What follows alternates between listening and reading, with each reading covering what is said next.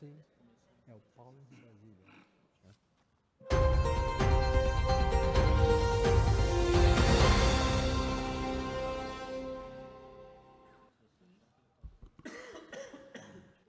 Bom dia a todos e a todas. Infelizmente, o deputado Caio França não pôde estar aqui conosco hoje devido a um problema familiar. Então, estou aqui eu, Laura Barros, e acompanharei vocês hoje nessa audiência. E é com muita satisfação que eu abro a audiência pública no Dia Mundial da DPOC. Falamos aqui de uma doença que limita a autonomia, o trabalho e até as atividades mais simples do cotidiano. Por isso, discutir DPOC é, acima de tudo, falar sobre qualidade de vida e dignidade. Eu quero agradecer a presença dos especialistas, dos profissionais da saúde, dos pacientes, familiares e representantes da sociedade civil. O diálogo hoje é fundamental para avançarmos em políticas públicas e proteger vidas. Nesse momento, eu agradeço a presença de todos e passo a palavra ao Dr. José Jardim. Bom dia. Meu nome é José Jardim, eu sou professor da Escola Paulista de Medicina e represento aqui a Sociedade Brasileira de Pneumologia e Tisiologia. Quem vai pôr o lado lá? Pode colocar a palestra dele na área de Eu trabalho. agradeço à Assembleia, também ao deputado Caio França por essa iniciativa. Em nome da Laura Barro, cumprimento a todos da mesa e a vocês que estão aqui nessa discussão.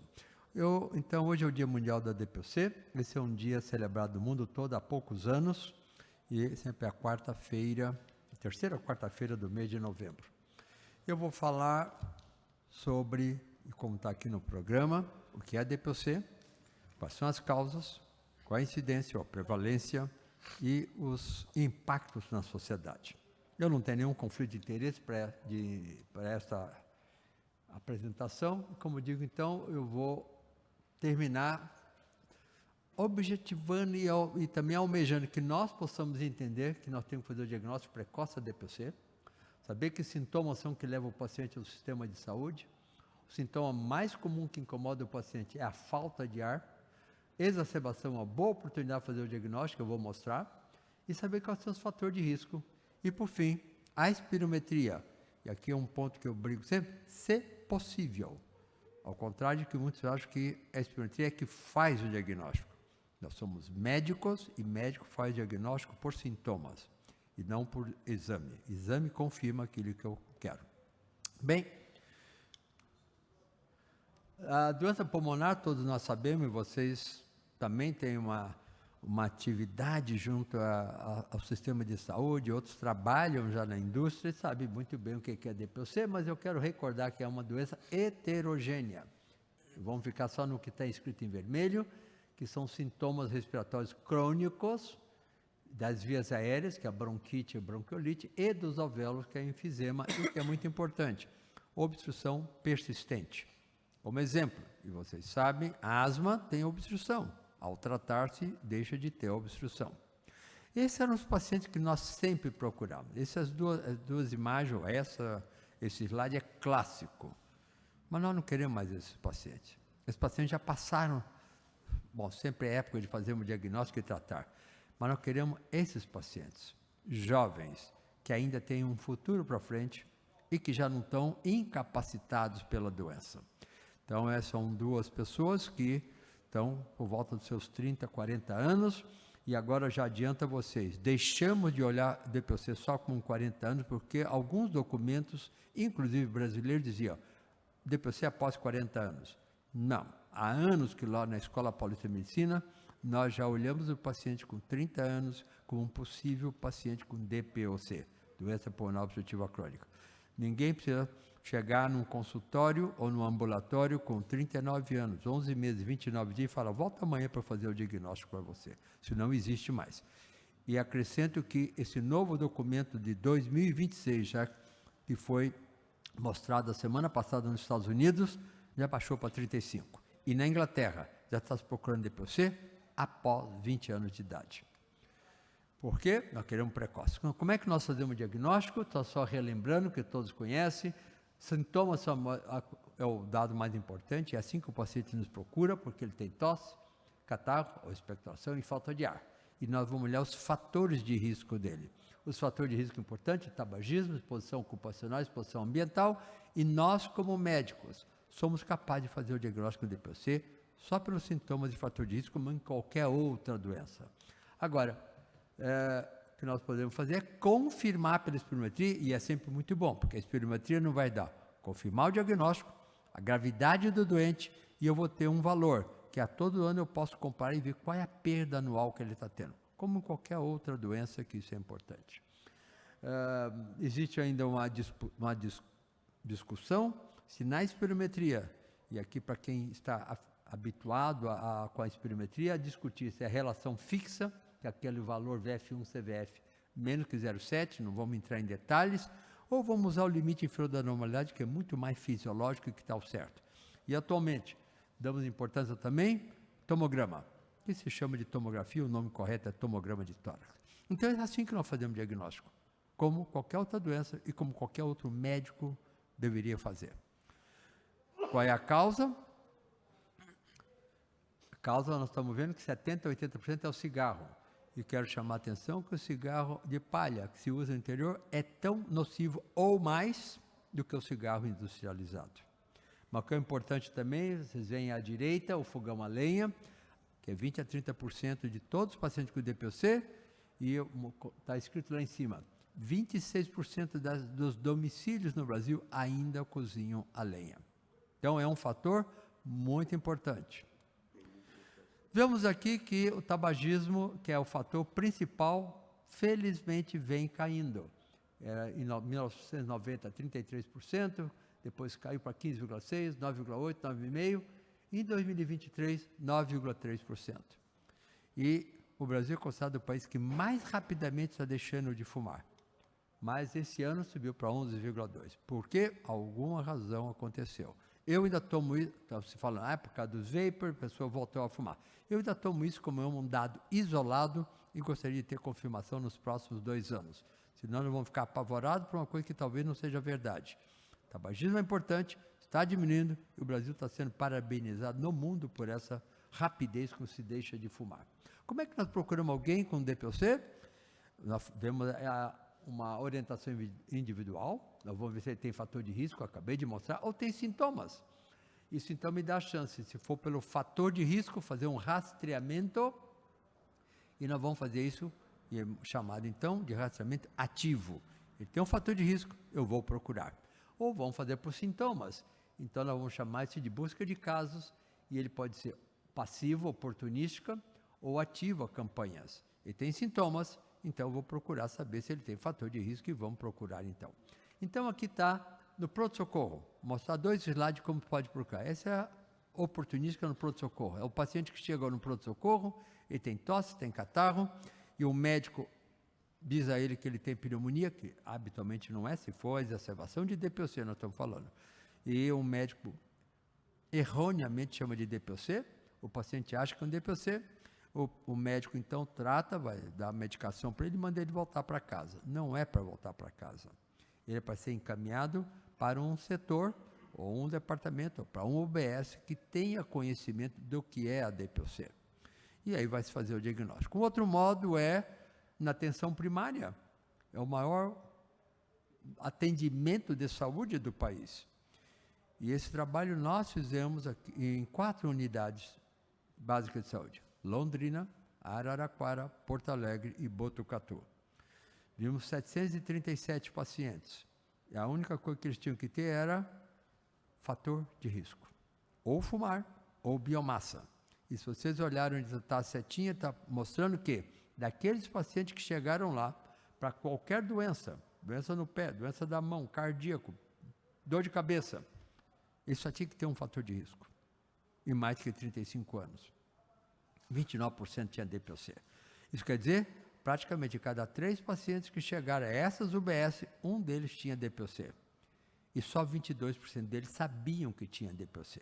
Então, como você, onde nós vamos procurar, onde nós vamos fazer, então, a busca ativa, pronto-socorro, ensinar os médicos e hospitais que esse paciente não deve voltar para casa. Claro, ele vai voltar para casa sendo tratado, mas que ele deve estar incluído uma pesquisa numa UBS ou em algum lugar que ele possa ir. E a outra, então, é na atenção primária. Importantíssimo. Grande parte da população é atendida na UBS. Infelizmente, as UBS não estão preparadas para receber esses pacientes. Por quê? A maioria são recém-formados que ainda não têm grande conhecimento e a outra grande maioria, vamos dizer meio, não vou nem talvez meio, mas um número expressivo são de médicos recém-formados que não têm experiência e o outro número expressivo são de médicos que estão aposentados e que também não têm experiência em DPOC. Então, nós teríamos que educar esses médicos e, principalmente, a gente comunitária de saúde, que é um trabalho que nós estamos fazendo aqui no Jardim Lourdes, em São Paulo. Bem, a outra pergunta é, quantos são? Se nós seguirmos esse estudo, que nós fizemos em 1.000 casas de São Paulo, randomizadas, vocês têm a inicial, que foi em 2003, e depois nós vamos de novo nas mesmas 1.000 casas para falar com os mesmos 963 pacientes, em 2012. Algo estranho apareceu. Vocês veem que é 15,8% em 2003. Como é que caiu para 9% em 2012? Ah, bom, os mais graves morreram. Não, nós fizemos de tudo e fomos, inclusive, na Secretaria da Saúde, olhar, atestar de óbito dessas pessoas. Alguma coisa aconteceu. É porque nós ainda não temos esses estudos epidemiológicos são por aspirometria. E a pessoa pode ter espirometria alterada por asma, que não está tratando. Ou ele tratou mal e está remodelado o bronco dele, aquilo é permanente. Para encurtar essa história, nós fizemos um outro meio pela espirometria, de fazer o diagnóstico. Chama VF1, VF6, que nós não vamos discutir aqui. E o que vocês veem, que quando nós voltamos a 2003, olhamos as fichas dos pacientes e recalculamos o que eles tinham, e agora o que eles tiveram em 2012, isso é em torno de 9%. Então, não é 15,8% e não é 17%, como tem uma meta-análise que se fala. Então, na nossa experiência, isso é menos. E aí vai estar condizente com o resto do mundo. Bem, qual é a importância de saber esses números? Porque quando o governo faz alguma iniciativa, ele calcula o número de pacientes. E se ele calcular em 8 milhões de pacientes, compra vacina para os 8 milhões, e nós temos 5 milhões, 3 milhões vão ser jogadas fora. Ou talvez possa ser um outro número, mas esse é o número que nós consideramos 10%. Então, isso é muito importante para os órgãos fazer os seus orçamentos e tratar adequadamente. Então, números são importantes. Isso deve ter no Brasil, em torno de 5 milhões. Qual é a repercussão? Então, vocês veem que isso é óbito por pacientes internados. Qual é a expectativa de vida? Já estamos terminando. A expectativa de vida no Brasil, em 2023, é 76 anos. Homem vive um pouco menos que as mulheres. Mas todo mundo que morrer antes de 76 anos está tendo uma morte prematura. E se vocês olharem por DPOC em pacientes internados, o número de pessoas que morrem abaixo de 69 anos é muito grande, inclusive com 40 a 49 anos. Esse é o impacto grande que tem. DPOC leva a maior mortalidade. Segunda coisa é que dias de serviço. Se levarmos em conta, e vocês estão vendo abaixo de cada coluna daquela, óbitos precoces, afastamento permanente do trabalho, aposentadorias precoces, internações hospitalares, vocês olharem lá em cima, são 196 milhões de dias de trabalho perdido entre 2017 e 2022. Esse é o impacto da DPOC no Brasil. E terceiro, quando nós vamos ver a mortalidade. Existem programas extensos, muito bem feitos e com verbas grandes para doenças cardiovasculares. Mas quando os doentes se internam no hospital por uma exacerbação, que é a infecção do paciente com DPOC, ou ele tem um infarto, se vocês olharem a linha vermelha, é quem morre no hospital por DPOC.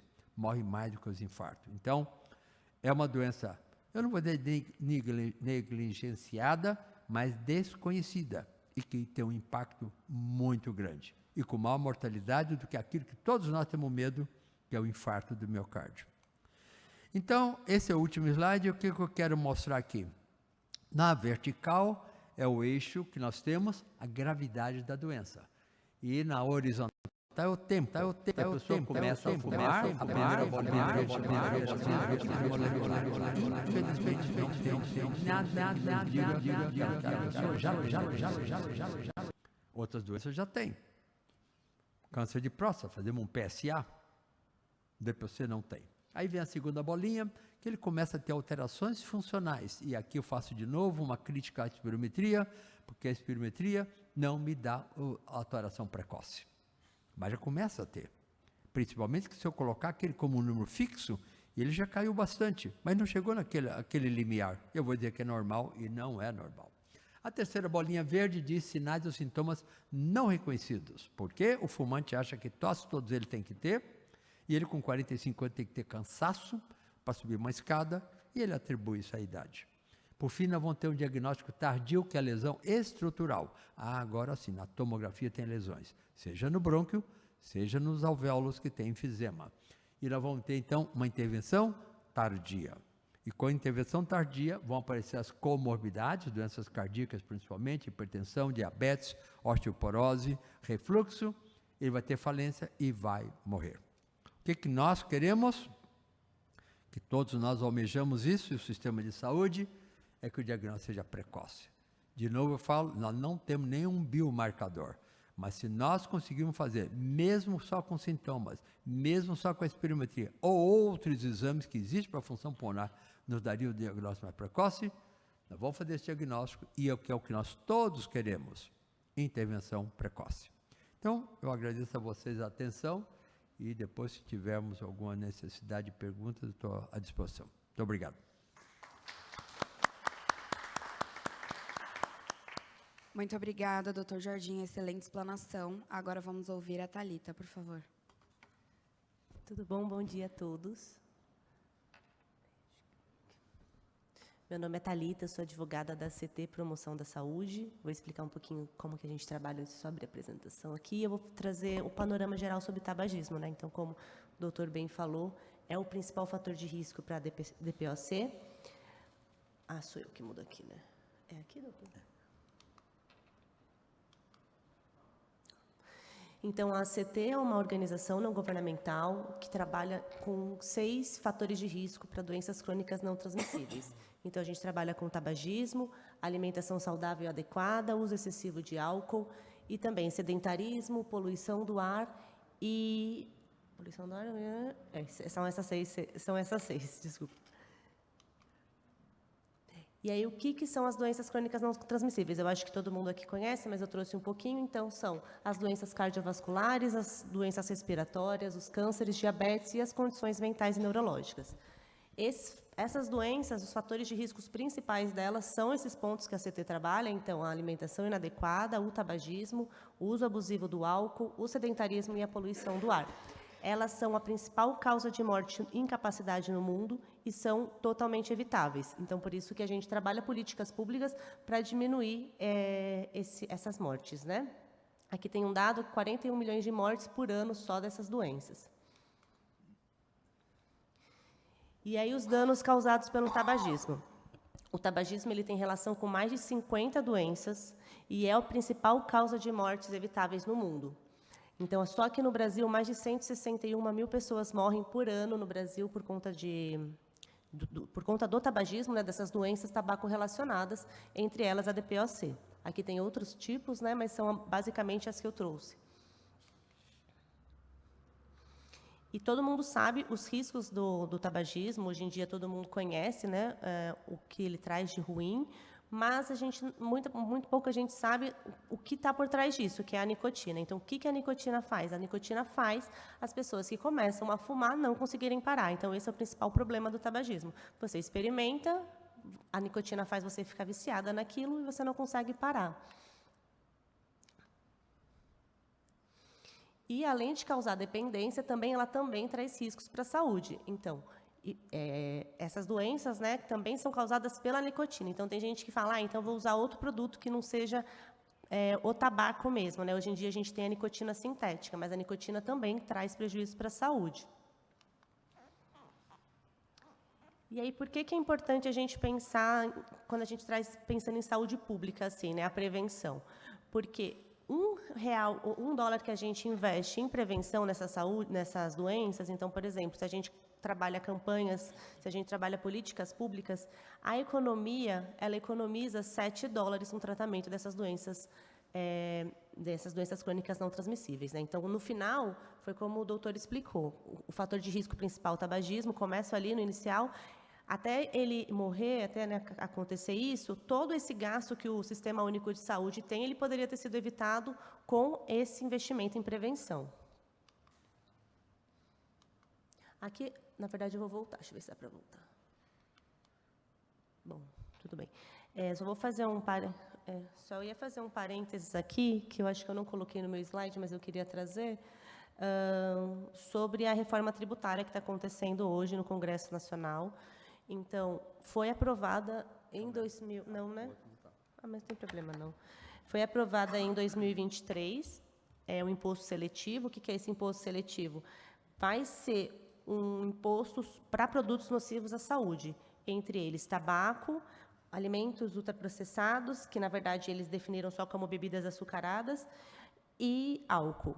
Ainda a gente não tem essa alíquota, né? Então, eles definiram que vai ter esse imposto seletivo para essas doenças, ou para esses produtos, e agora o governo está estudando esse texto de como é que vai ser essa alíquota para cada um, então, quanto que vai ser a alíquota para bebidas açucaradas, quanto vai ser para o álcool, quanto vai ser para o tabaco. Mas um dado muito importante que a gente trouxe, que a gente sempre divulga, é que o consumo de tabaco, álcool e refrigerantes, eles provocam prejuízo de mais de 175 bilhões de reais por ano em também essa questão que eu trouxe, né, do tratamento, dessa questão da pessoa que para de trabalhar porque não consegue por conta da doença. Então, por isso que é importante a população saber disso, dessa reforma tributária que está acontecendo e da importância desse imposto seletivo mesmo para esses produtos. Depois, se alguém tiver alguma dúvida, a gente vai conversando, eu vou passando. E aí eu quis trazer aqui um exemplo de uma política pública que funcionou e que começou nessa casa. Então, eu trouxe esse exemplo porque é muito legal voltar para a Assembleia Legislativa e mostrar que como aqui começam políticas públicas que depois se expandem pelo Brasil todo, né? Então, aqui foi onde surgiu a primeira lei antifumo do Brasil, foi em 2009, ela foi sancionada. A ACT participou ativamente dessa construção dessa lei, né? E essa lei antifumo é a que todo mundo conhece, que é aquela que proíbe de fumar em ambientes fechados. Então, não sei se vocês lembram, mas eu tenho bem nítido isso, que antigamente você entrava nos lugares, principalmente em bares, restaurantes, voltava para casa com o corpo cheirando a cigarro, assim, era horrível. E aí, não só quem consumia nesses ambientes, mas principalmente quem trabalhava nesses ambientes estavam expostos a esse fumo passivo continuamente, né? Então, essa lei foi muito importante. E ela teve um efeito dominó. Depois que ela foi aprovada aqui na Assembleia, ela se espalhou, vários municípios aprovaram essa legislação e depois, em 2011, foi aprovada a lei nacional. E hoje, então, é proibido fumar em ambientes fechados no Brasil todo. E é importante falar que não é só o cigarro. Apesar de hoje os cigarros eletrônicos eles serem proibidos no Brasil a comercialização, o uso dele não é proibido. E o uso dele em ambientes fechados também não pode acontecer. Então, não pode fumar narguilé, não pode fumar dispositivo eletrônico e não pode fumar nenhum produto de tabaco, né? E aí isso mostra como uma política pública faz uma diferença, né? Então, aqui eu trouxe dados aqui da cidade de São Paulo. Então, nos primeiros 3 meses, já teve uma redução de monóxido de carbono e nicotina nos ambientes, já melhorou a qualidade do ar. 1 ano depois, mais de 99% dos estabelecimentos estavam cumprindo essa legislação. 3 anos depois, a gente percebeu que o quê? Que houve um faturamento das casas noturnas. Antigamente, a gente pensava, foi muito debatido na época, que isso vai espantar as pessoas vão ter que sair para fumar, e aí elas vão acabar não consumindo. E, na verdade, a gente viu que não, que você se sente mais confortável num ambiente melhor. Às vezes, as pessoas deixavam de estar ali porque o ambiente era muito poluído, né? Então, houve um aumento do crescimento econômico mesmo desses bares. 7 anos depois, teve uma redução de 12% de mortes por infartos aqui no estado de São Paulo. 14 anos depois, caiu também a prevalência do tabagismo entre adultos. E 15 anos depois, que esse é o último dado que a gente tem, 98% do cumprimento pela Anvisa. Então, o que a gente vê foi, essa lei foi importante porque também fez o cigarro ser tirado de moda. Antes era legal fumar, com o passar do tempo se perdeu esse uso, né? Ninguém mais acha legal quando alguém está fumando. O que a gente tem esse problema hoje com os cigarros eletrônicos. Então, a indústria ela é bem... Vamos falar inteligente para não falar outra coisa, mas assim, elas buscam renovar esse público, né? Então, o cigarro caiu em desuso, não é mais legal fumar. Quando você vê seus amigos fumando, você sempre fala, nossa, meu, não é legal, o cheiro não agrada. E aí, o que eles fizeram? Entraram com novos produtos. E esses novos produtos, que são para atrair esse público jovem, são os dispositivos eletrônicos. Como eu disse, eles são proibidos desde 2009 pela Anvisa. Ano passado, a Anvisa reformulou, né, esse entendimento e aí manteve essa proibição e ampliou. Então, você não pode comercializar, você também não pode fazer publicidade desses produtos. E também, como eu disse, não pode fumar em ambientes fechados. Esses cigarros eletrônicos, eles vêm realmente para atrair esse público. Então, ele tem um cheiro agradável, porque ele tem esses aditivos, ele tem um gosto agradável, porque eles colocam sabores e aromas, e ele contém nicotina em níveis similares ou maiores do que o cigarro. Então, muita pesquisa está sendo feita de que, na verdade, a nicotina presente no cigarro eletrônico causa dependência mais rápido porque é maior. Uma coisa que a gente não pensa, mas assim, no cigarro, quando você acende, você começa a fumar, você sai para fumar, por exemplo, e você fuma um cigarro e volta para o trabalho. O dispositivo eletrônico, você não vê o fim dele. Então, você começa a fumar. E aí, você fica ali conversando. E aí, você puxa 1, 2, 3, 5, 20 vezes.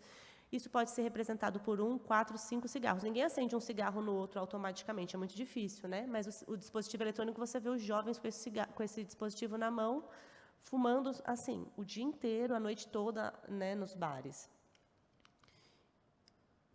E é, como eu disse, né, uma estratégia, porque os sabores remetem muito ao público jovem, essa coisa de ser descolado, essa coisa de ser atual, de ser um dispositivo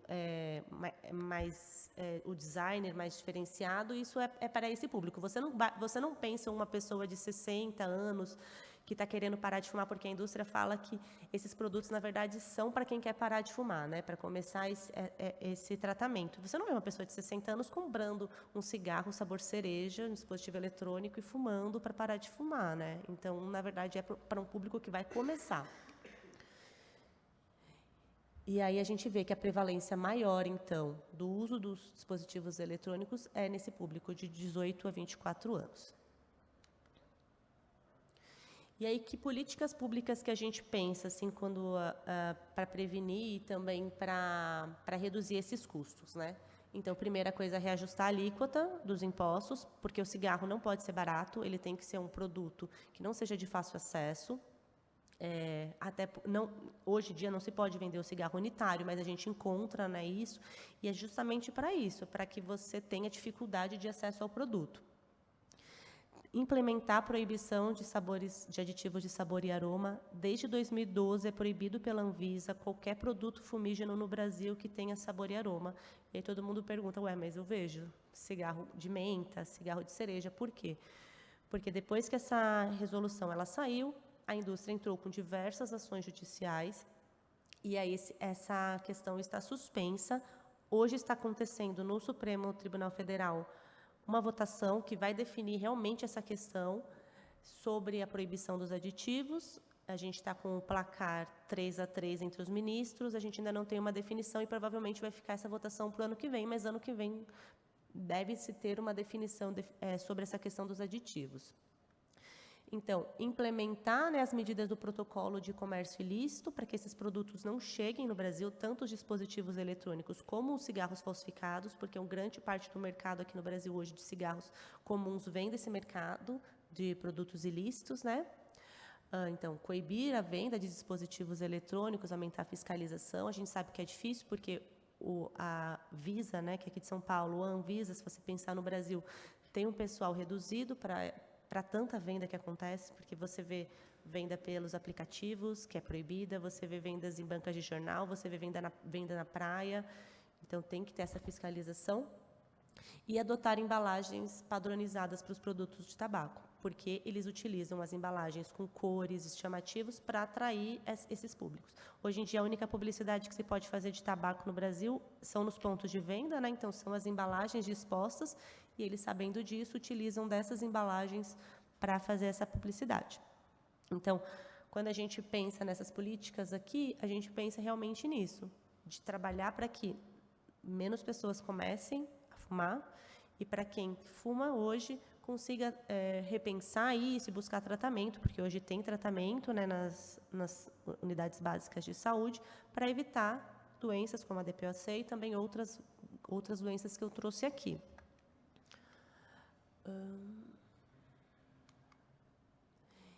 E é isso, a gente tem uma rede na CT que a gente faz parte, que a gente comunica, né, com pessoas que querem fazer parte do trabalho da CT, então tem outras organizações e outras pessoas físicas que querem contribuir, são médicos ou mesmo pacientes ou pessoas que trabalham com temas ligados a um dos nossos temas, né? E aí eu deixo aqui o QR Code, quem quiser fazer parte. E é isso, muito obrigada.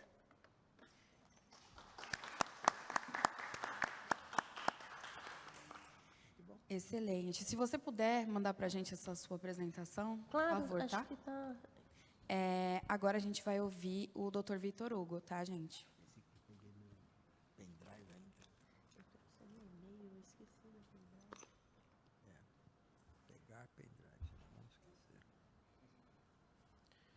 Bom dia. Primeiro, eu queria agradecer o convite. Eu acho que falar de DPOC é muito importante. A gente fala pouco de DPOC hoje em dia, na verdade, doenças respiratórias como um todo.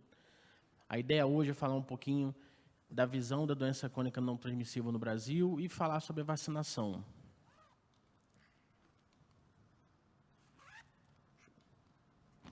Só um minutinho. Pronto. Foi.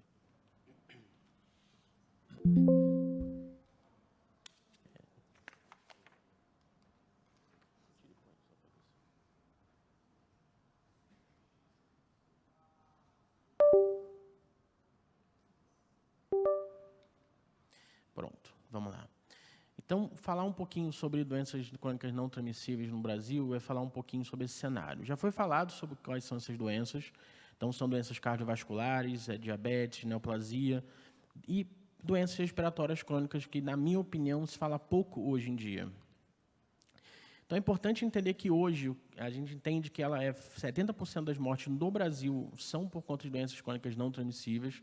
Então, não é uma carga baixa, na verdade, uma carga bem alta para o sistema.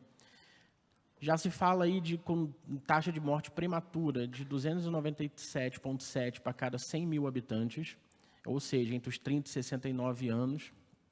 E, de acordo com o Plano Dante feito no Brasil, a gente vai falar um pouquinho dele, a gente fala aí de, em 2023, 790 mil mortes nesse ano. E quando a gente olha essas mortes por doença crônica não transmissível no Brasil, a gente vê que, sim, né, ela estava aumentando. Então, dos anos 90 até 2017, isso foi aumentando. E tivemos, sim, uma queda de 2010 para 2021. Porém, quando a gente fala do Plano Dante, a ideia era que tivéssemos uma queda de 25% nesse óbito desses pacientes. Porém, a gente só teve uma queda de 8%. Então, na verdade, por máximo que seja bom, sim, interessante, tivemos uma queda, essa queda foi muito pouca em relação ao que nós gostaríamos que fosse. E isso abre nosso olho que talvez não estejamos indo para o caminho tão certo como a gente acha.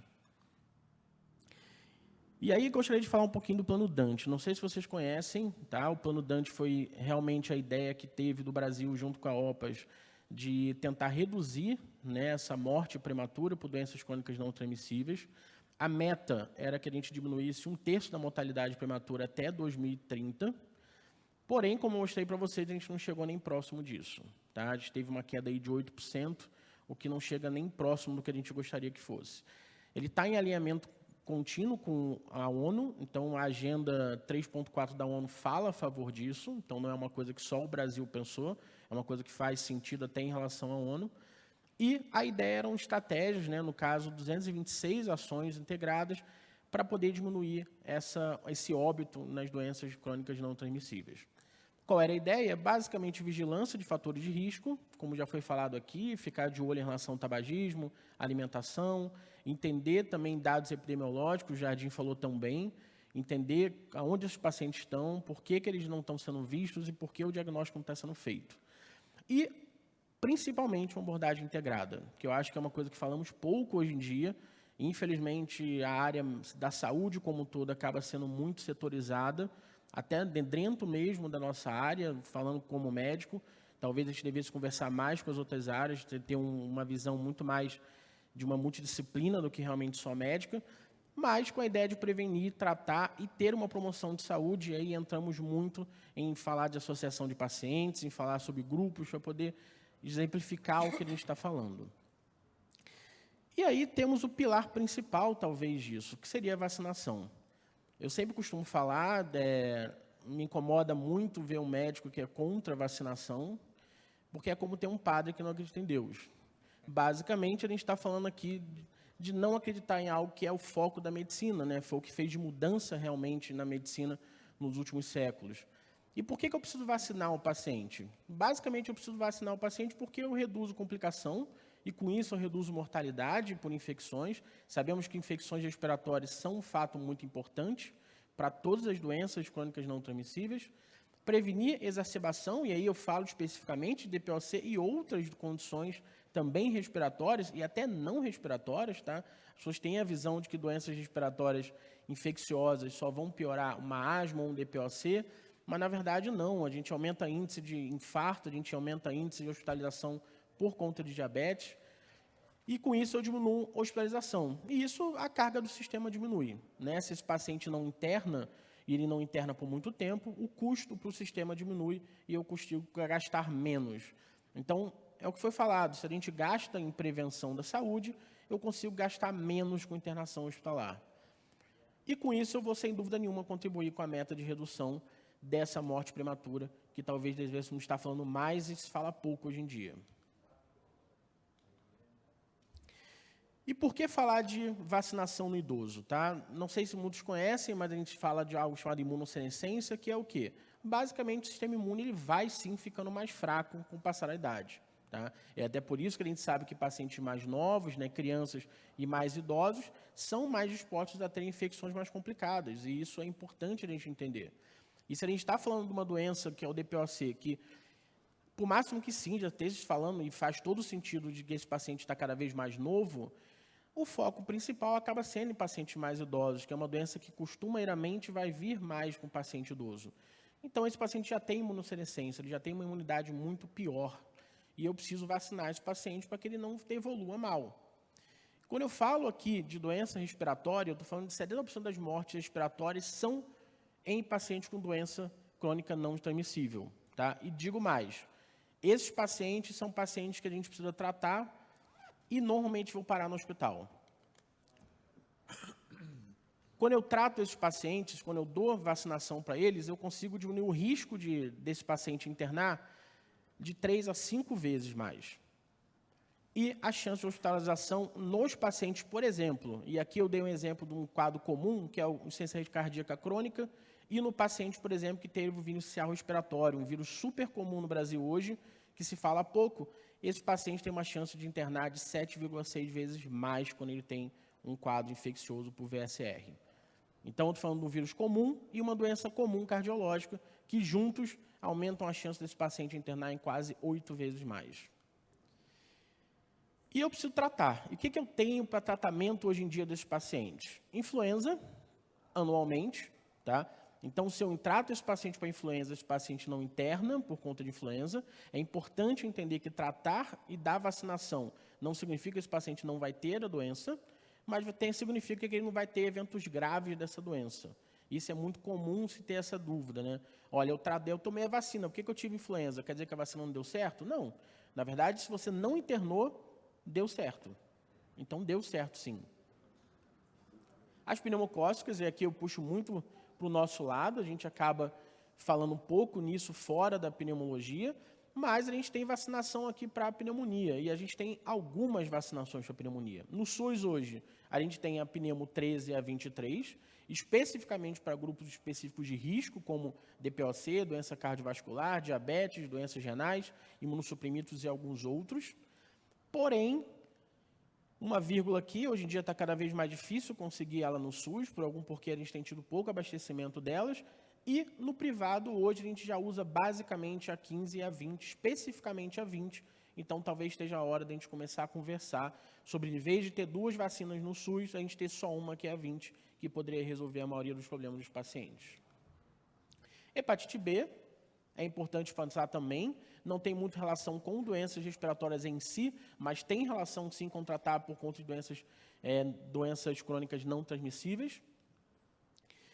A DTPA, que é muito importante também, a gente fala pouco disso, mas a tríplice ela é importante para todos os pacientes, assim como a influenza, e hoje em dia se vacina menos ela do que deveria.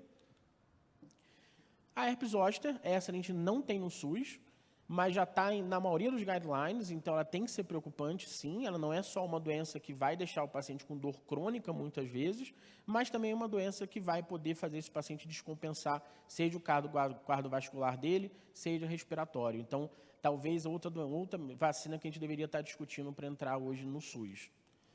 E, por último, também não temos no SUS a vacina do vírus sincicial respiratório, tá?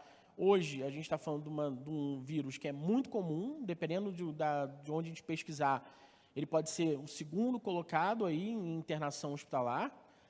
E, quando a gente fala, por exemplo, de pneumonia, que é a primeira causa de internação no mundo hoje, 10% a 11% são por conta do VSR.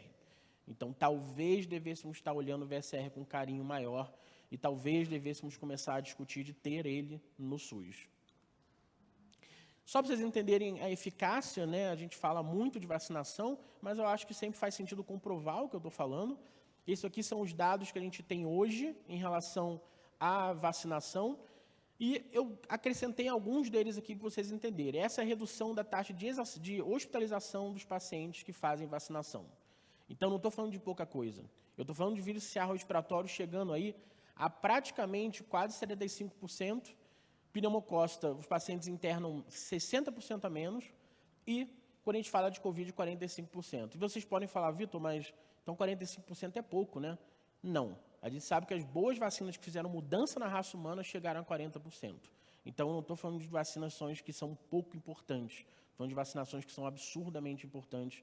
E, infelizmente, principalmente por conta de tudo que aconteceu do Covid nos últimos anos, as pessoas começaram a ter medo de vacina, o que é muito errado, tá? Ter medo de vacina não deveria acontecer. A gente poderia discutir a eficácia de cada uma, efeito colateral de cada uma, mas não ficar discutindo se vale a pena vacinar ou não, que sempre vale a pena vacinar. E o que eu tenho de desafio hoje, quando eu falo de vacinação? Basicamente, acesso geográfico, isso é importante. É diferente de, obviamente, eu falar de São Paulo, né? Mesmo aqui, tem alguns lugares que é muito difícil, mas sabemos que o Brasil é muito grande e que falar sobre acesso é importante. Tem muitos lugares do UBS, por exemplo, onde o paciente ele tem que pegar um barco para chegar na UBS. Então, talvez devêssemos estar falando sobre isso. Hesitação vacinal, e aqui eu bato nessa tecla muito, ter medo de vacinar e até o medo do médico de falar para o paciente vacinar. Temos alguns estudos mostrando onde que se o médico fala para o paciente que ele precisa vacinar, 70% dos pacientes vão vacinar. Porém, se o médico é contra, isso diminui muito a chance desse paciente estar vacinando. Falta de conhecimento. E aqui eu falo de paciente, eu falo de médico, eu boto minha culpa nessa história, tá? A gente talvez devesse dar um pouco mais atenção e falar um pouco mais sobre o quanto é importante a percepção da vacinação para cada paciente. A gente dificilmente hoje, até falo como pneumologista, a gente pede a carteirinha de vacinação para o paciente. É algo que na UBS, né, na atenção primária, eles podem falar. Mas às vezes aqui como subespecialista, às vezes a gente fala pouco isso. Barreira socioeconômica é muito importante, porque se esse paciente poder ir lá fazer vacinação, ele talvez tenha que um dia não trabalhar. Então, ele vai ter que talvez não trabalhar de manhã. Às vezes ele perde a carteirinha de vacinação dele, e termos uma carteirinha de vacinação digital faz toda a diferença hoje em dia. Então, como é que eu resolvo isso? Não adianta eu só trazer problema para vocês. Eu posso trazer um pouco de noção do que a gente pode tentar fazer, e eu posso ampliar o acesso. Eu posso começar a fazer campanhas itinerantes, se esse paciente não vem até mim, eu posso tentar ir até ele. Se esse paciente não tem como vir até mim, eu posso tentar ir até a casa dele. Ou, pelo menos, pegar um hospital grande e levar uma vacinação para frente desse hospital numa época onde eu tenho mais internações, onde tenho mais quadros de vacinação sendo necessários. E combater a desinformação. Eu preciso começar a falar um pouco mais do que é a vacina, falar um pouco mais do quanto ela é importante e de quanto a informação que é dada para o paciente. E hoje em dia a internet, infelizmente, ela é um fator muito importante que ajuda, mas ao mesmo tempo um fator muito ruim que desinforma, né? Eu sempre falo para meus pacientes, olha, quer pesquisar sobre a sua doença? Vai em um site de uma associação de pacientes, vai atrás de um médico que realmente sabe o que está falando, porque, infelizmente, hoje, com a internet, se fala o que se quer na internet e nada acontece quanto a isso. Educar a saúde é muito importante, então eu não preciso educar somente os pacientes, eu preciso educar os médicos, eu preciso educar os enfermeiros, os farmacêuticos, os fisioterapeutas, o técnico de enfermagem. Eu preciso falar com o agente comunitário sobre isso, ele precisa oferecer e eu preciso estar material para ele poder entender o que eu estou falando. E, por último, eu tenho que tentar reduzir essa barreira. Eu posso apoiar esses pacientes. Olha, o senhor mora muito longe, talvez dar um incentivo para ele ir até a UBS fazer a vacinação, tentar deixar um horário mais flexível, talvez fazer na época de vacinação, tentar deixar essa vacinação até bem tarde na noite. Poxa, eu vou ter que pagar hora extra? Talvez sim, mas isso vai ajudar a diminuir o custo desse paciente quando ele internar. O que eu tenho de lacuna hoje? Então, disponível no SUS eu tenho influenza, hepatite B, eu tenho a DTPA e tenho a vacinação pneumocócica 23 e 13. Porém, eu sempre falo isso, temos tendo muita dificuldade de conseguir a pneumo 23 e a 13 hoje. Tá? Não tenho no SUS hoje a herpes, eu tenho o VSR que eu não tenho, e a pneumocócica 15 e 20 a gente não tem. E talvez ter eles diminuiria muito a quantidade de internação. Vitor, mas é caro a vacina. É muito mais caro esse paciente internar na UTI, eu garanto para vocês. A gente consegue tranquilamente mostrar isso. Cobertura vacinal de pneumocócica nos pacientes que precisam, menor de 50%. Então, os pacientes não estão vacinando e não é à toa que, volto a repetir, pneumonia continua sendo a primeira causa de internação no mundo. E aí a gente fala um pouquinho de DPOC em si. Tá? O Jardim já falou muito bem, então, na verdade, não tem tanto a apresentar sobre isso, mas a verdade é que o DPOC hoje ele é absurdamente subdiagnosticado e o grande estudo que a gente tem isso para comprovar é literalmente feito por alguém que está na mesa aqui hoje, o Jardim. Então, a gente fala sobre isso hoje e no Brasil, principalmente em São Paulo, é subdiagnosticado e que dirá no resto do país.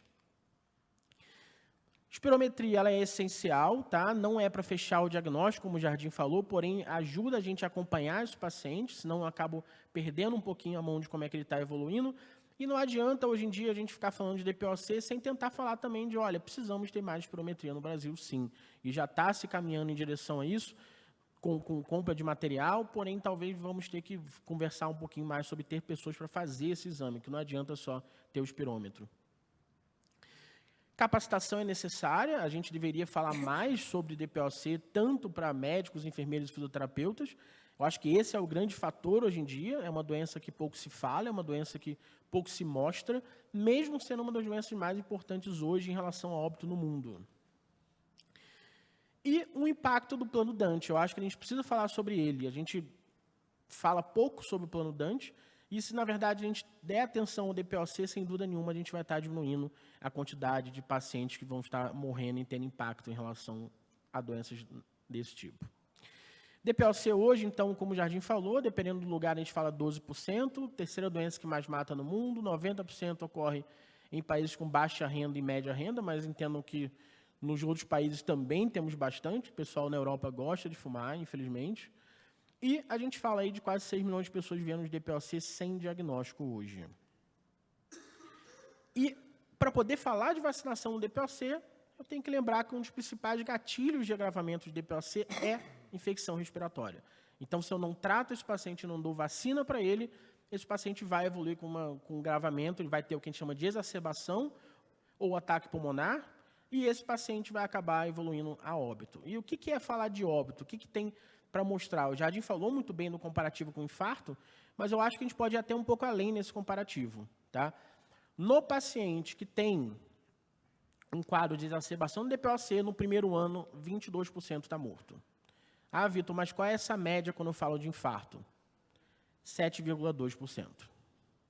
Então, vocês entendem o que eu estou dizendo? Aquele paciente que teve infarto, foi parar na UTI, e eu costumo brincar, ele chega no pronto-socorro com dor no peito, é jogado para dentro do hospital, em 10 segundos ele está no cateterismo, 7,2% vai estar morto no primeiro ano. No DPOC, naquele paciente que chega com chiado no peito, vai no hospital porque está com aumento de secreção, 22% vai estar morto no primeiro ano. Se isso não impacta o suficiente, e se eu falar que em 3 anos 50% está morto? O que vocês acham? Quer dizer que todo paciente DPOC que tiver uma crise, em 3 anos, metade está morto. Joga uma moeda para cima que vocês tenham a conclusão se esse paciente está vivo ou não. Então, talvez devêssemos estar dando mais atenção a esse paciente DPOCítico. A gente não está. Trabalho no hospital cardiológico e eu falo que, mesmo dentro do hospital cardiológico, se fala pouco de DPOC. E só para constar, a maioria dos óbitos no DPOCítico é por conta de infecção respiratória e infarto. Então, a gente deveria dar muita atenção, sim, a esse paciente. Por isso é importante vacinar. Por isso é importante vacinar esse paciente para influenza, para pneumonia, porque eu vou reduzir esse paciente de internar e eu vou diminuir esse número aqui alarmante aqui em cima. Eu melhoro o prognóstico e melhoro a qualidade de vida desse paciente, porque ele vai, sim, depois de internar, evoluir para múltiplas crises, vai precisar da ajuda da família, vai começar a precisar de um apoio, vai começar a tirar até os membros da família do trabalho, e isso a gente precisa pensar, sim. Então, qual o papel da instituição como um todo para enfrentamento das doenças crônicas não transmissíveis? Basicamente, instituições, eu preciso pensar muito nelas, seja a Sociedade Brasileira de Pneumologia, vindo aqui, por exemplo, para falar sobre o DPOC e bater mais nessa tecla, a gente tem que falar mais sobre isso, seja em congressos médicos de outras especialidades, seja em associações de pacientes, e aí sim eu entro em associação de pacientes, que são absurdamente importantes, talvez plenários como esse nunca existiriam sem eles, eles batem nessa tecla, eles estão atrás, e são os lugares que os pacientes podem procurar para ter informação de qualidade hoje em dia, sem ficar procurando informação na internet e recebendo informações equivocadas.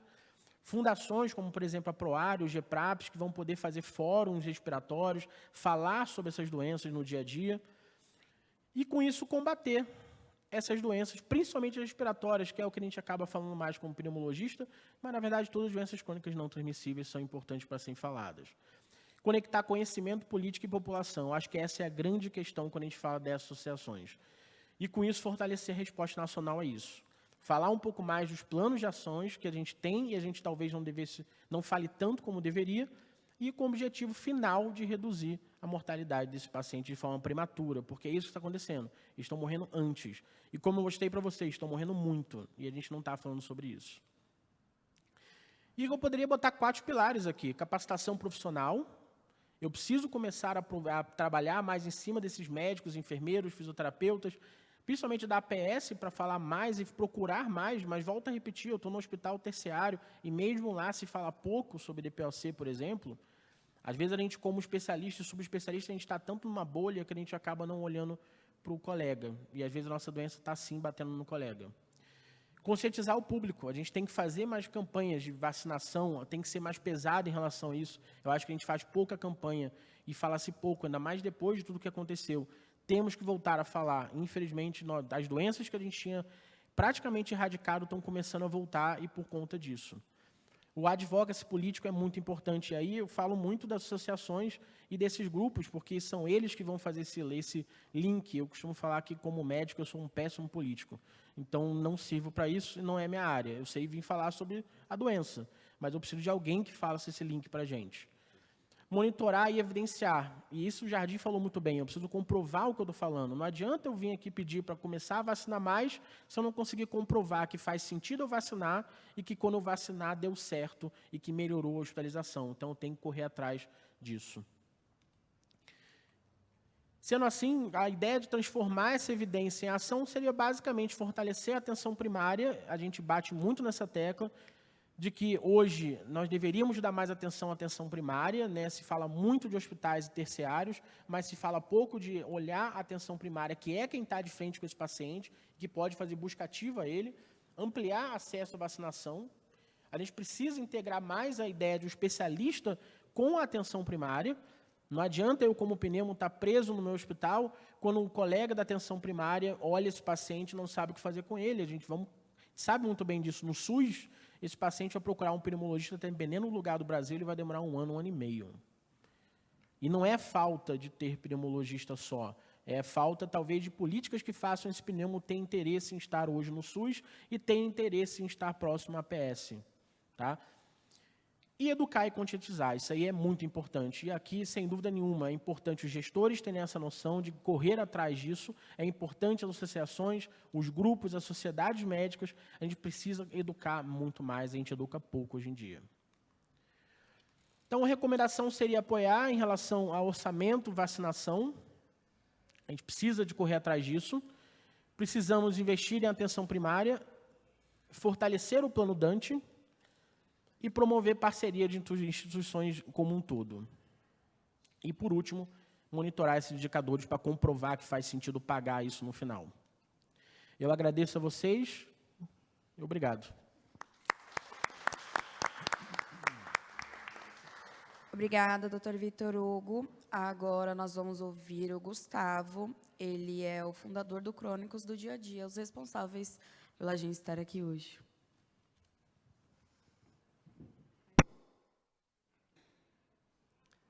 Enquanto a gente não projeta, queria começar agradecendo muito o apoio do gabinete do deputado Caio França.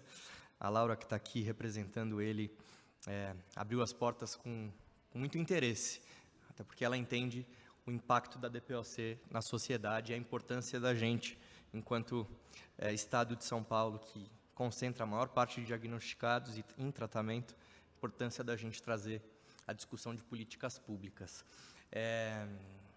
Foi evidenciado na sua fala, 10 anos atrás, um pouquinho mais, a gente começou uma política pública aqui, que hoje deixa 99% dos estabelecimentos livres de cigarro. É assim que começa a política pública.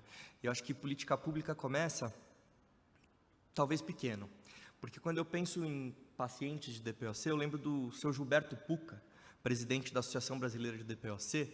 Em 2017, ele me convidou para começar a trabalhar, ajudar ele em DPOC. E o jeito da gente trabalhar era eu indo até a casa dele porque ele não conseguia mais sair de casa. Oxigênio, uma série de coisas.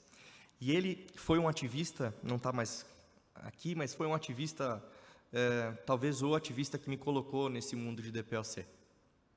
E hoje começar a fala, acho que a Rita foi ao banheiro, mas começar a fala e ver um paciente, tá aí, e ver um paciente aqui na plateia, eu acho que diz muito daquilo que a gente está fazendo. Ah, mas é só um paciente, Gustavo. Não. O seu Gilberto Pucca, que presidia a Associação Brasileira de Pneumologia, não conseguia sair de casa. Então, ver aqui um paciente me faz acreditar que a gente está fazendo a coisa certa. Mais ainda, me faz acreditar que quando a gente junta a associação de pacientes, médicos, indústria farmacêutica, legislativo, aí eu acho que a gente tem chance de conseguir mudar alguma coisa. Enquanto a gente ficar no nosso lado, defendendo só aquilo que a gente se sente responsável, a gente não consegue caminhar. Foi por conta de um diagnóstico que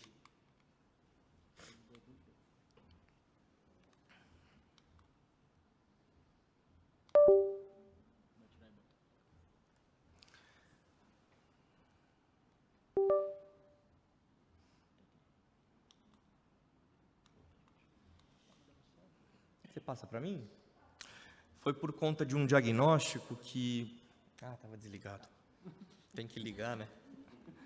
Foi por conta de um diagnóstico que eu comecei a militar na área da saúde. Eu tenho esclerose múltipla, descobri isso em 2011.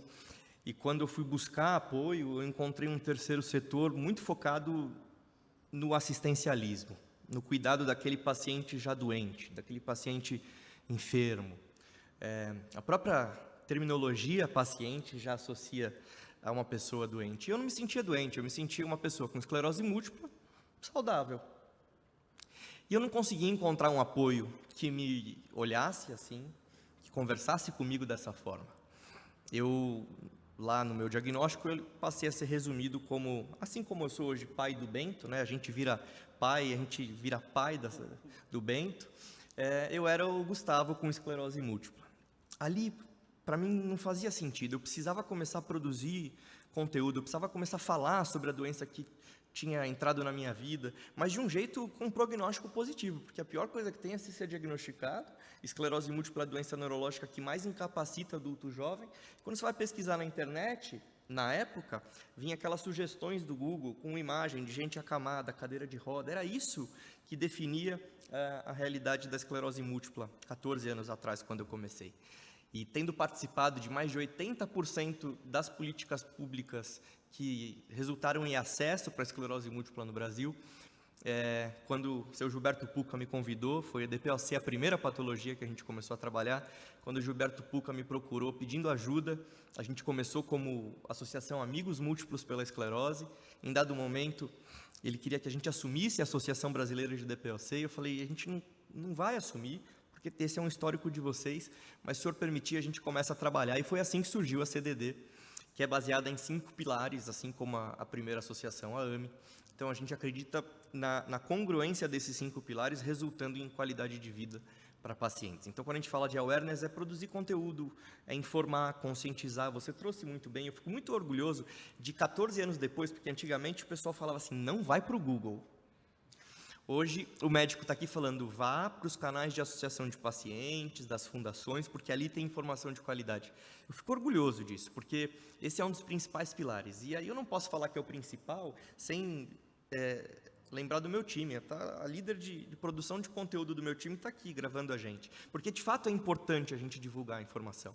Mas é importante também a gente fazer isso com responsabilidade social. Puxa, mas ONG já é responsabilidade social. Pera. Quando eu penso em responsabilidade social enquanto associação de pacientes, eu penso em sustentabilidade do Sistema Único de Saúde, eu penso em melhoria de acesso, eu penso em problemas suprapatológicos que impactam outras patologias que são comuns à DPOC. Eu também penso em pesquisa, como que eu vou fazer política pública? A gente citou dados, o Jardim começou citando dados, a gente trouxe dados aqui em todas as falas. Eu preciso desenvolver pesquisa, porque sem isso eu não faço política pública e aí no final eu não gero qualidade de vida para o paciente, que é quem eu prometi representar.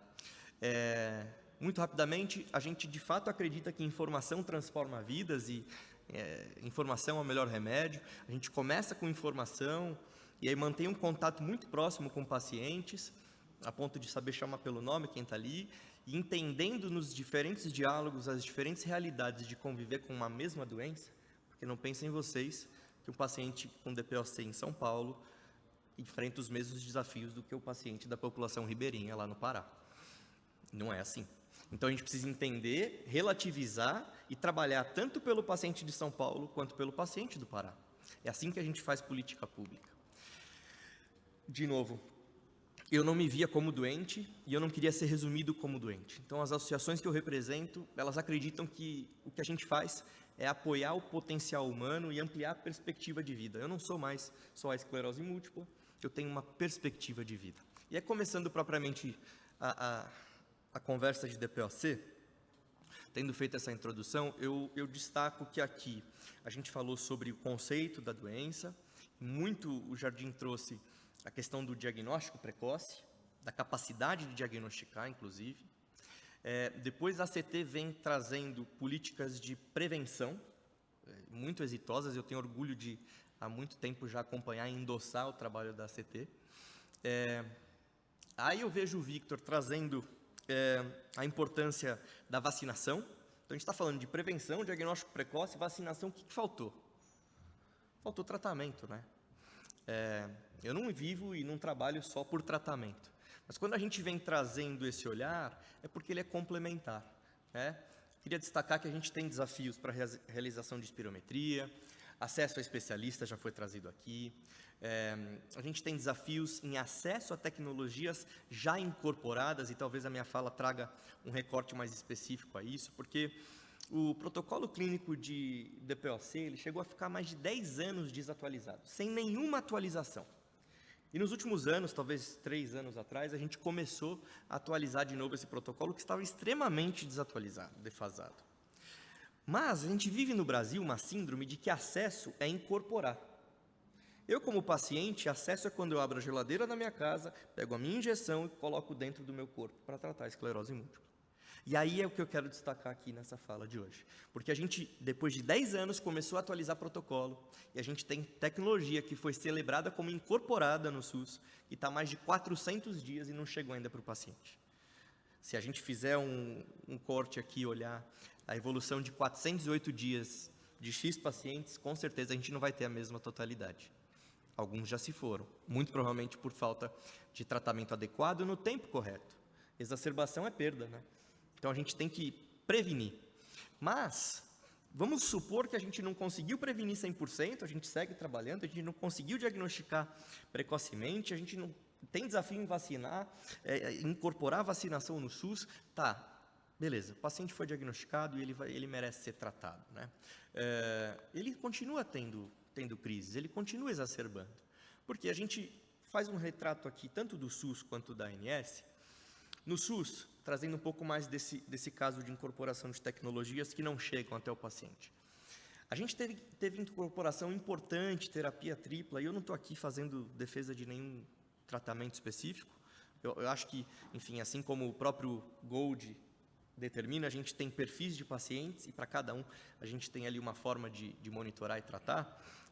Mas, quando a gente está falando de terapia tripla, a gente está falando daquele paciente que, enfim, está com os seus desafios aí com a patologia. 408 dias depois, a tecnologia não chegou no paciente. A gente fez muita mobilização, né? E o fato de estar aqui hoje, nessa casa, com o apoio do gabinete do deputado, é porque a gente precisa questionar, a gente precisa perguntar. Eu, como paciente, acho que o dever de qualquer paciente é ser questionador do próprio diagnóstico, dos desafios de cada um. E a gente começou com o deputado Caio França, e aí fazendo uma breve história do tempo, enviando um ofício à Conitec perguntando, e aí? Né? Você vai incluir na pauta a discussão, né, do que a gente está esperando? Atualização de protocolo? Porque a gente vive um grande desafio para quem está acompanhando e vai acompanhar depois. Isso aqui está sendo gravado, a gente vai trabalhar bastante esse material. Além de publicado como incorporado, a gente ainda tem uma barreira, enfim, burocrática, que é a atualização do protocolo clínico. E a gente está nesse limbo aí. A gente enviou, com apoio do deputado, Lei de Acesso à Informação, questionando informações sobre o prazo para incluir no PCDT, o PCDT na pauta da Conitec, informações sobre a publicação, consulta pública, mobilização no site, e aí a gente começou a ter respostas. E aqui é o lugar onde talvez eu nunca deixe de me revoltar, e é por isso que eu trabalho todo dia por pacientes, porque a resposta foi, olha, a gente perguntou principais entraves administrativos, né? E a resposta foi a ausência, isso perguntando para o Estado de São Paulo, quais os entraves para a gente poder resultar em acesso? Olha, o entrave, na verdade, é a ausência da publicação definitiva do protocolo e a parametrização do SUS. Basicamente, eles falam assim, nós estamos prontos para comprar, mas a gente está esperando a coisa acontecer. Quando eu escuto isso do estado mais significativo em termos de tratamento, pacientes em tratamento, eu falo, caramba, então a gente já podia estar tratando, a gente podia estar evitando morte, a gente podia estar evitando exacerbação, a gente podia estar evitando os custos que foram trazidos aqui, enfim. Esses desafios de SUS, eles não são exclusivos. Acho que a gente tem dois sistemas de saúde, o sistema público e o privado. Em dado momento eles se conversam, e nesse momento aqui eles se conversam muito, porque a questão de acesso propriamente dito acaba sendo um desafio comum, né? Quando a gente recentemente participou da discussão da inclusão do Dupilumab para tratamento de DPOC, a gente tem uma linha do tempo aqui, a gente enviou uma proposta de atualização lá em março de 2025, em julho a gente teve reunião técnica do CoSaúde, em agosto reunião preliminar da diretoria colegiada, ainda em agosto a primeira audiência pública nós participamos, aí durante agosto até setembro consulta pública, que é onde a gente espera que os pacientes tragam aí as suas vozes, em setembro reunião técnica final e de novo as coisas não andam, nós estamos no final, metade final de novembro, e a coisa está parada, né? Então, o deputado novamente apoiando a gente, agora questionando o sistema privado, né? E aí é um questionamento mais do cerne da própria discussão, porque, né, no sistema privado a recomendação inicial foi de não incorporar o tratamento, né? E eu não posso deixar de falar que eu estava nessa reunião quando eu escutei uma representante de operadora de saúde, que por muitos anos liderou a Conitec, falando e culpando o paciente. Está gravado isso, Vitor. Culpando o paciente por ter o DPOC porque ele fumou. Então não era culpa do Estado, nem responsabilidade do Estado tratar. Gente, aí eu vou ter que entrar numa discussão de política de combate ao tabagismo que acontece em paralelo. Mas agora eu vou culpar o paciente? O paciente desenvolve câncer porque está consumindo industrializado e a culpa é dele. Não é da forma como a gente monitora isso. O deputado ajudou muito. A gente, enquanto coalizão Cheios de Fôlego, e aqui eu não represento só a CDD, é um coletivo de associações de pacientes, da Fundação Proar, Estudo Unidos pela Vida, a ABRA, enfim, não vou citar todos que eu posso esquecer, mas o fato é que a gente conseguiu incluir um pouco mais essa discussão na audiência pública, trazendo essa fala contrária a essa manifestação inicial de não incorporar. O deputado endossou esse nosso pleito, essa nossa carta para a ANS, e a gente fez toda a mobilização possível, mas a gente ainda segue esperando. Um pouco de atualização em ATS, né, das organizações na Conitec. A Conitec que está passando agora por uma mudança, né, que a gente vai começar a ver principalmente no ano que vem, mas a gente consegue agora ter a inclusão de sociedade civil organizada, né, de representante de organização de pacientes. Até muito pouco tempo atrás, inclusive até hoje, porque a gente não teve ainda essa inclusão propriamente dita, a gente tem um paciente que é escolhido muitas vezes por sorteio, quando não tem unanimidade, representando a realidade da doença no Brasil. E, de novo, o paciente de São Paulo não é igual ao paciente do Pará. Quando a gente traz a representação de paciente para a mesa, de uma forma formal, tendo aquele espaço, a gente consegue, com várias realidades, tentar representar melhor o paciente. Né? A mesma coisa aconteceu com a aprovação da lei, que determina que a gente tem duas sociedades médicas ali, o Conselho Federal de Medicina e a AMB. Por muitas vezes eu entrei ali na reunião e eu vi uma reunião de pneumologia, um cardiologista, vou falar aqui, uma reunião de pneumologia, um cardiologista representando o CFM lá. Por mais que ele tenha estudado, ele tem competência, ele é médico, mas ele não é especialista. É igual trazer um paciente e falar que esse paciente é a totalidade do Brasil. Então, a gente está esperando esse acesso propriamente dito. Eu trago no final aqui um trabalho que tem apoio de todo mundo que está nessa sala, chamado A Regra é Clara. Então, a gente discute principalmente... para mim é um terror, para mim é um terrorismo quando o paciente celebra. Acho que tem dois momentos. A gente tem a responsabilidade de não celebrar um estudo ainda em fase 2, 3, como se fosse chegar na mão do paciente daqui 15 dias, e a gente tem uma outra responsabilidade de não celebrar a incorporação enquanto não chega no paciente. E é por isso que a Regra Clara existe, porque a gente começa a monitorar. Tem uma tese de mestrado da Marcela Simões, a Marcela Simões que trabalhou na Interpharma há muitos anos, hoje está na indústria farmacêutica, mas ela publicou essa tese na USP e avaliou de 90 tecnologias, apenas 6 chegaram no prazo estabelecido por um decreto. É um decreto presidencial que estabelece que medicações incorporadas, tratamentos incorporados precisam chegar em até 180 dias. Não tem força de lei. A CDD iniciou um trabalho, sensibilizou e tem um projeto de lei rolando para que a gente tenha de fato esses 180 dias. Recentemente, a gente questionou, porque ele foi apensado num outro projeto de lei, que dizia o seguinte: nosso projeto de lei falava de chegar o remédio em até 180 dias. Quando ele foi apensado, virou uma defesa do deputado, né? Ou foi o senador? Do senador, falando que 180 dias é muito pouco, é difícil fazer em 180 dias. Com todo respeito, esse não é um problema meu. Eu represento o paciente. Em 180 dias vai ter gente morta esperando. De 90 casos, apenas 6 chegam no tempo adequado. Para doenças raras, então, é pior ainda, né? A gente tem uma média de 400 dias para doenças mais prevalentes e 624 dias da publicação ali, ó, de incorporamos e o remédio ainda não chegou. Eu poderia citar outros exemplos. Tem um exemplo de câncer de pulmão que já passou de 3.000 dias e que não chega. Trazendo um pouco do nosso olhar crítico, tanto no sistema público quanto no sistema privado, a gente tem uma morosidade natural da burocracia, que é seguir e tramitar incorporação de tecnologias. Mas vamos pensar na perspectiva do paciente. A Conitec já leva 180 dias e quase a maioria das vezes prorroga por mais 90 dias para poder fazer a avaliação do dossiê, enfim, todo o rito processual dela. Em alguns casos, depois da decisão final, como a gente falou aqui, depois desses 270 dias, pacientes esperam mais 600 dias até o remédio chegar. 900 dias, Jardim. Acompanhe um paciente de DPOC por 3 anos, e sem tratamento, vê como que vai ficar.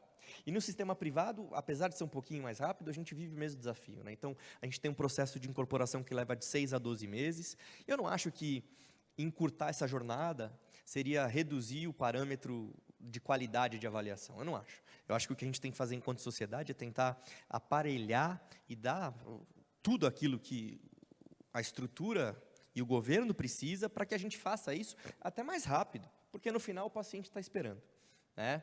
A gente vive a mesma cena na ANS, a gente tem ali uma discussão que eu citei da terapia tripla, mas a gente não sabe como que vai estar, porque a gente está esperando as decisões. Então, reflexão, deputado Caio França instituiu a campanha de conscientização sobre doença pulmonar obstrutiva crônica, tá? E ele ampara toda essa discussão aqui na Alesp, quero agradecer. Ressaltar a questão de que acesso não é incorporação, né? A gente precisa do remédio chegando no paciente e fazendo a diferença na vida desse paciente. A gente precisa que esse processo de avaliação deixar de ser moroso, mas também que ele seja mais qualificado. Então, que o CFM e a AMB usem melhor os espaços ali, indicando especialistas com experiência. Falta transparência, né, na tomada de decisão. Então, a gente tem vídeos de reunião, enfim, relatórios publicados, mas, por exemplo, no decreto que regulamenta a Conitec, ali existe uma prerrogativa do secretário de Ciência e Tecnologia, que é, havendo relevância da matéria, a gente chama uma audiência pública. Na ANS, a audiência pública já é mandatória em casos de decisão desfavorável à incorporação ou favorável à desincorporação. No SUS não é obrigatório. Quem decide é o secretário de Ciência e Tecnologia. Quando a Conitec fez a primeira audiência pública, Jardim, lá em 2021, para atrofia muscular espinhal, nós perguntamos enquanto associação, primeiro demos os parabéns, né? Parabéns, usaram um espaço que há 10 anos não era usado. Existe a prerrogativa, mas ninguém tinha feito audiência pública. Agora, diz para mim, secretário de Ciência e Tecnologia, o que fez o senhor fazer a primeira audiência pública para atrofia muscular espinhal? E a resposta, eu tenho essa resposta assinada pela Vânia Canuto, é que mobilização social fez a diferença para que eles chamassem a audiência pública. Eu me recuso a fazer advocacy, tendo que contratar o Neymar para poder pautar a minha causa em detrimento de outra causa. Não é assim que a gente faz advocacy. Não é assim. Porque o Neymar não está falando de DPOC. E DPOC é uma das 3 causas que mais matam no mundo. A falta de transparência também faz com que a gente não entenda, né, como que funciona, por exemplo, o orçamento anual. Vocês já pegaram para olhar o plano orçamentário aprovado dos anos anteriores? Não tem uma linha escrito novas incorporações. Poxa, mas eu incorporei várias coisas esse ano. Como que eu fiz isso? Não sei. Pior ainda, a gente tem uma questão de priorização das demandas. O primeiro dossiê submetido, ele não é necessariamente o primeiro dossiê pautado para ser avaliado. Já começa errado aí. A gente não sabe como que é feita a pauta, a gente não sabe como que é feita a priorização daquilo que vai entrar na pauta.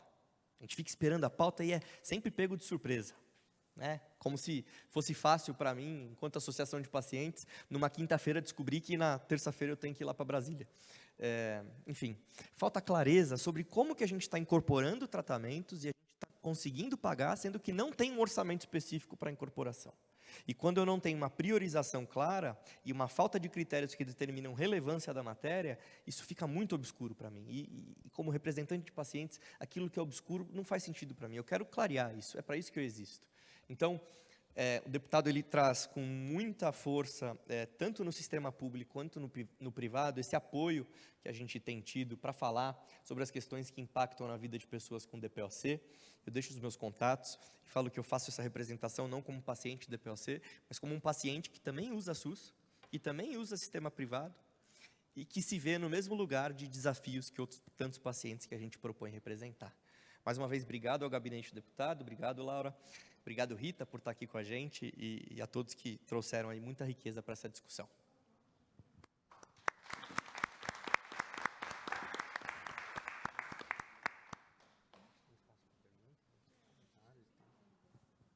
Olha que bom, pessoal, a gente tem meia hora, se vocês quiserem perguntar, fazer algum comentário.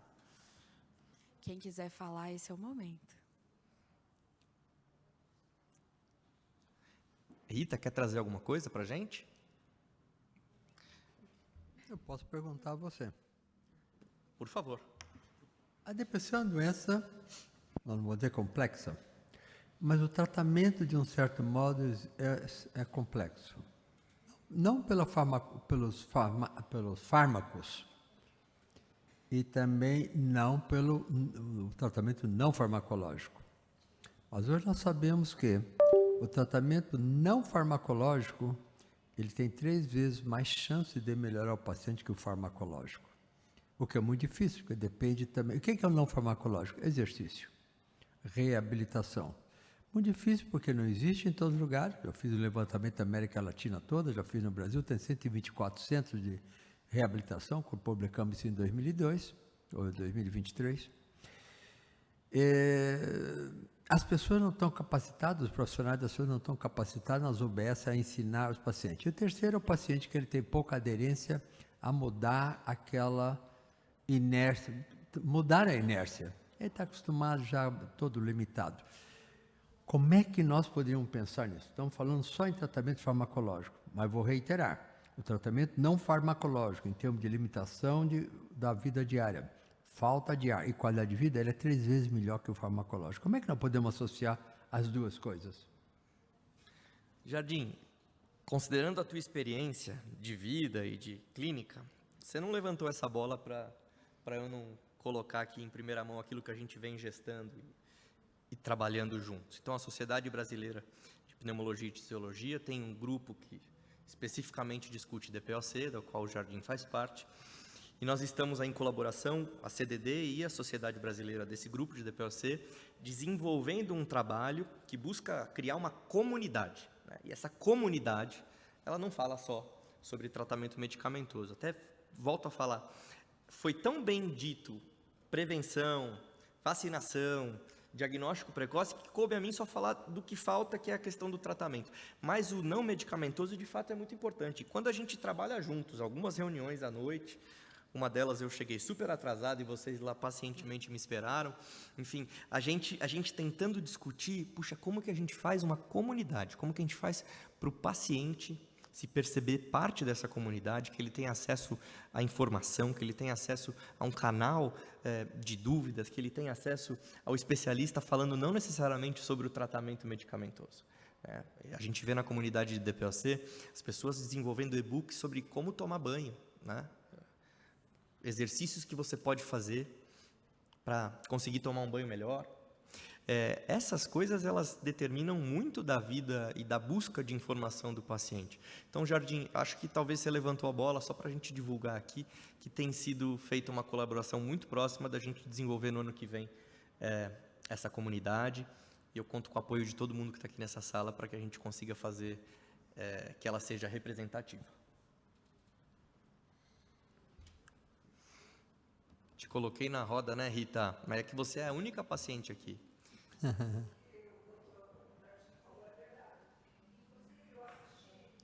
Peraí, vamos pegar o microfone? É que está sendo gravado, é necessário que você fale no microfone. Não, eu só percebi que minha voz não estava saindo no microfone agora que eu falei direito. Oi. Então, o que o Dr. Jardim falou faz toda a diferença mesmo. Inclusive, acho que alguns 4 ou 5 meses atrás, eu assisti uma live onde ele participou na PROAR. E eu printei, tanto que eu tenho ali no celular e estou fazendo esse protocolo. Ele ensinando para a gente começar com cardio, fazendo 15 dias, no mínimo 4 vezes por semana, 40 minutos. Depois desses 15 dias, começar a subir escada. E faz uma diferença mesmo. E são poucos médicos que prescrevem a fisioterapia ou o exercício. Eu mesma, como paciente, sou paciente de DPOC desde 2019. Eu tive Covid, acho que em 2022. Eu só fui saber da reabilitação pulmonar depois que eu tive, porque aí acho que comprometeu um pouco do meu pulmão e o médico, o meu pneumo, me mandou para fisioterapia dentro do próprio hospital. Aí eu fiz um protocolo de 3 meses, me senti muito bem. Passou esse tempo, não fui para academia, como o doutor falou, fiquei lá vivendo a minha vida. Só que eu também não sou assim muito sedentária, sou mais ativa. Passou, em 2023, eu tive 2 exacerbações. Na segunda, o pneumo me mandou novamente para outro protocolo de fisioterapia. E aí que eu fui entender, compreender que aquilo me fazia bem. E eu continuei. Tem altos e baixos, não vou mentir, às vezes eu passo uma semana sem ir, mas eu sempre estou fazendo. Não tenho não dou muita ênfase na musculação, embora eu tenha uma perda de massa muscular acentuada. Mas para mim, eu me sinto melhor quando eu faço cardio, porque eu ando bem na esteira. Não consigo, a inclinação, essas coisas, mas para mim está me fazendo bem. E eu acho que os médicos, os pneumologistas, deveriam prescrever o exercício para a gente. Mesmo que não seja uma reabilitação num centro, mas incentivar a fazer, né, um pouquinho, a caminhar, essas coisas. Porque também eu faço parte de alguns grupos e tem muito paciente que fala, mas eu não aguento, eu não consigo subir um degrau, eu não consigo andar 10 metros. Mas, sabe, também não tenta, tem esse outro lado, né? A gente tem que querer, né, viver, ter um fôlego a mais, né? Olha que bom que você decorou tudo que eu falei, hein? Até os tempos, sabe?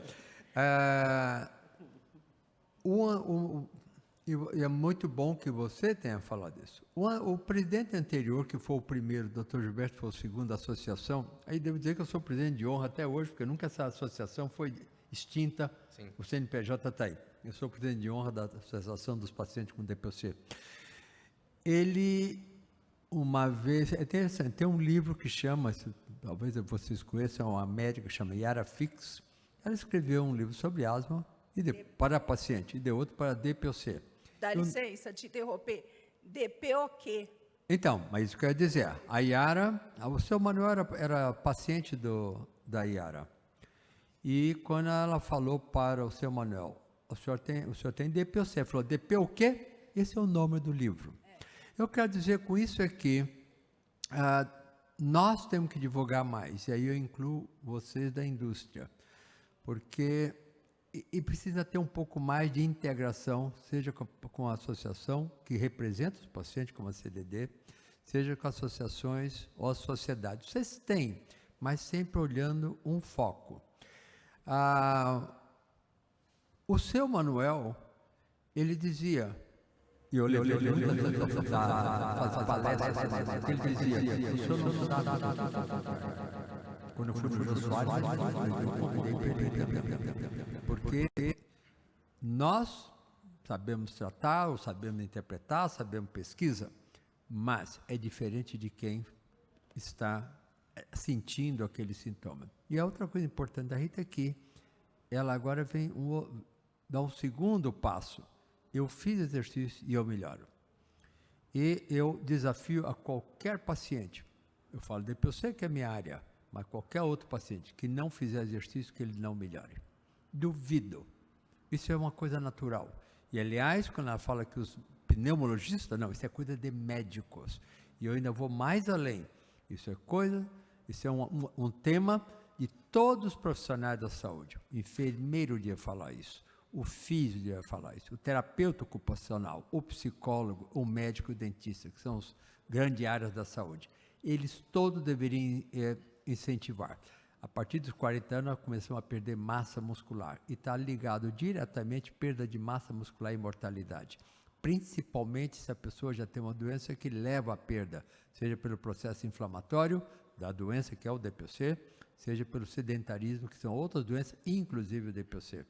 Então, nós temos que também, e aí é por isso que eu suscitei esse tema, que eu sei que a CDD está empenhada também no tratamento que chama-se integral.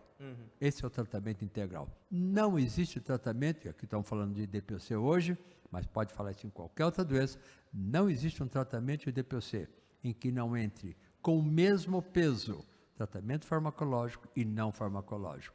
E aí, de novo, é um desafio a vocês da indústria, que eu conheço tão bem há anos que eu tenho contato com vocês, que vocês têm têm tido essa participação, mas temos que estimular, talvez um pouco mais, que esse tratamento seja feito. Mas aí como vamos fazer? Aí vem de novo a briga no bom sentido, a luta da CDD e de nós, que no caso do DPOC, que é minha área, em que isso esteja também, e aí eu vou pedir a Laura que passe ao deputado Caio França, que essa é uma luta também. A luta é que os profissionais de saúde das UBSs, do tratamento da atenção primária, compreendam isso. E se possa fazer alguma coisa, seja centros recreativos naquele bairro, naquela região, ou em algumas UBS. Eu trabalho como em Itapetininga, uma UBS que tem um centro de reabilitação. Não são todas, não é barato, mas eu acho que nós temos que incorporar todas essas atividades. E vocês são o nosso grande desafio, que vocês comprem essa também a briga, que ajudem a CDD a divulgar. Nós somos assessores, a Sociedade Brasileira de Pneumologia é assessor da CDD nesse aspecto, e nos sentimos honrados em fazer essa assessoria. Então, é um desafio para todos nós. Se você me permite complementar, Jardim, na onda da provocação saudável, do apoio da indústria para esse olhar integral, acho que aí entram os nossos projetos enquanto associação de pacientes, e que a gente também pensa em projetos que não necessariamente falem de incorporação, mas projetos que falem de qualidade de vida, enfim. E aí, conectando esse olhar da importância da gente falar de um cuidado integral, eu destaco a forma como a Rita trouxe o próprio caso, né? Eu fico imaginando, eu não sou médico, mas quando ela descreve o próprio caso, quando ela cita o livro, quando ela cita o protocolo que você falou na live, ela sabe certinho. Infelizmente, a Rita ainda não é a totalidade, a grande maioria dos pacientes diagnosticados. A Rita, ela já se empoderou, ela busca informação, ela acompanha a gente, e talvez pela produção de conteúdo, a gente está aqui hoje com a Rita, com a chance de desenvolver uma política pública. Então, indústria, eu sempre defendi isso. Produção de conteúdo, comunicação, awareness, não é diferente de política pública no Brasil. Porque para a gente lotar uma sala, a gente precisa divulgar, para a gente fazer a consulta pública, ter milhares de pacientes, a gente precisa divulgar, para a gente poder ter paciente ali se colocando à disposição para uma audiência pública, a gente tem que divulgar. Então, comunicação no Brasil é talvez a principal força motriz de advocacy, e eu não vou achar diferente. Agora, Jardim, se você me permite, a expressão você zerou a vida, você já foi ao Jô Soares, Sociedade Médica, presidente da Associação de DPOC, obrigado pelo teu apoio e pela fala gentil. Bom, já que você falou, vou complementar. Fui diretor da Sociedade Americana de Pneumologia. Fui 2 vezes presidente e fundador da Associação Latino-Americana de Tórax. E assessor da CDD. Não, mas já foi no Jô Soares, isso para mim... Aliás, sabe qual foi a pergunta que mais me fizeram no Jô Soares? Foi no dia seguinte. O que tem naquela caneca? Eu ficava tão... Que eles vão te mostrando, falta 1 minuto, falta 14, 13, e aqui do lado. E você fica naquela correria para responder. E eu não experimentei aquela caneca, né? Que é a famosa caneca do Jô Soares. Mas pior é que esse, mas eu não fui representante da DPC, foi quando eu fui no Silvio Santos. Fui jurado pelo Santos quando eu já estava formado. Por mais de ano, eu passava no pronto-socorro, que eu era chefe do pronto-socorro do Hospital São Paulo, a pessoa falava, esse daí teve lá, ele teve no Silvio. Aí eu vi que o Silvio, esse é um bom lugar de ir lá e falar de DPOC. Na época, porque todo mundo via o Silvio Santos. É com essa leveza que a gente tenta fazer um trabalho para melhorar a vida das pessoas, né? Quando a gente consegue ter essa leveza no trato entre sociedade médica e associação de pacientes. 14 anos atrás eu não imaginava isso. Até porque a minha doença é tratada por neurologista, e neurologista está só abaixo do neurocirurgião, né? Na escala de chegar a Deus. Então a gente tinha muito mais desafio de conversar, de ter esse apoio da sociedade. Mas desde 2017, eu volto a dizer, a sociedade de pneumologia, ela é muito ativa, muito próxima. E é isso, é sociedade médica, academia, ACT, Associação de Pacientes, indústria farmacêutica e paciente. Quando a gente está tudo numa sala e falando, enfim, inclusive de uma forma mais amigável, eu acho que a gente consegue fazer coisas diferentes mesmo. Como nós estamos no fim, então já estamos sempre dessa parte toda que nós tínhamos de nossas informações, vou dizer aconteceu lá no Jô Soares. Aí foi o seu Manuel. E ele falou, então estava marcado já que no minuto 11 ele entrava, tinha 2 minutos para falar, porque é só 15 e acaba. Aí minha esposa foi, você só pode levar uma pessoa convidada. O seu Manuel foi para o programa. Então eu levei minha esposa, quem não quer ir no Jô Soares, né? Então ela foi. E na hora que ele levantou, ela ficou arrumando oxigênio. Aí o Jô Soares falou para ele, seu Manuel, quem é essa loura bonita? Aí ele falou, é a esposa do Dr. Jordim. Eu falei, aí falei para o Jô, mas ela não tem DPOC. Ah, só tem para você? Ele é rápido para mim. Só tem para ele é muito rápido. Tudo bem. Bom, gente, eu quero agradecer a participação de todo mundo aqui hoje. Tivemos uma aula e eu espero que desse evento a gente consiga, né? Que todos os pacientes sejam igual a senhora, tenha toda essa informação, essa curiosidade em saber mais daquilo que você tem. Muito obrigada e que a gente consiga um estado que respira melhor a partir de hoje, ou pelo menos, né, das nossas iniciativas. Obrigada, gente.